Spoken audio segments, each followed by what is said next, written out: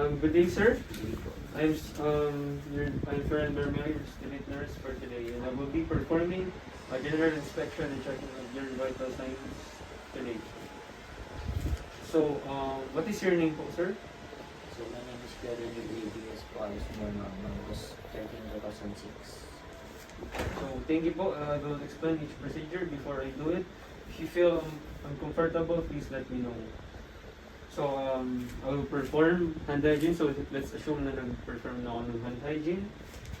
And then, I will be observing and documenting the patient. So, the patient appears at the age of 20, alert and oriented to place and time. So, sir, asan po ba tayo ngayon? Nasa hospital. Very good po, sir. So, no signs of acute distress. Skin color is appropriate to ethnicity. And then, he is clean, well-groomed, and good hygiene. So, no shortness of breath. So, sir, kindly, based on your data po, you are 175 centimeters. Okay, so the height is appropriate to weight. So, because your kilo is, tara, 60?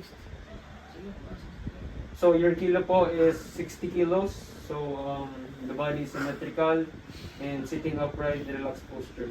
Sir, can you please stand po and walk a few steps? Take a few steps, sir. So, the gaze is steady and balanced.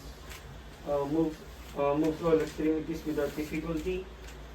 And no assistive devices used, no pain noted with movement, and then no involuntary movements observed. So, I will be observing emotional and mental status. So, the patient is alert and cooperative, maintains good eye contact, and then answers questions appropriately. So, I will check your pulse rate at your wrist po.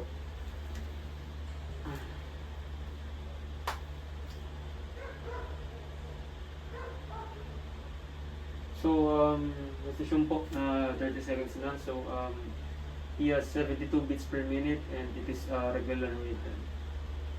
So, for the brachial pulse,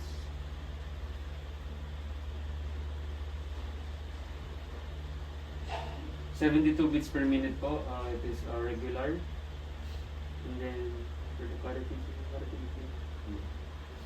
the carotid pulse po, 72 beats per minute, it is regular. And then for the respiratory rate po,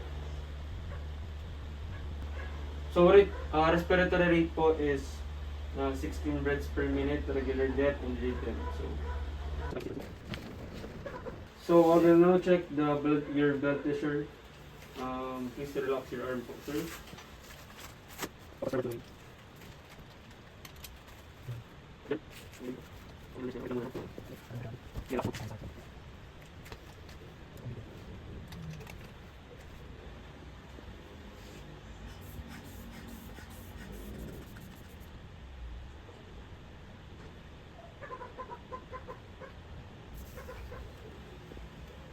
120/80 po, sir. So let's assume na already done it to the right arm. Same procedure. So I'll place the pulse oximeter on the index finger of the patient. So oxygen saturation is 99% on room air. Please hold your breath po. So the oxygen saturation dropped briefly to 96%, then returned to 99%. Okay. So for the pain assessment, sir, on a scale of 0 to 10, how would you rate your pain? 0 po. 0, so no pain. Your vital signs are within normal limits naman po, and thank you for your cooperation po, sir. Do you have any questions po? Yan po. Okay po, thank you po, sir.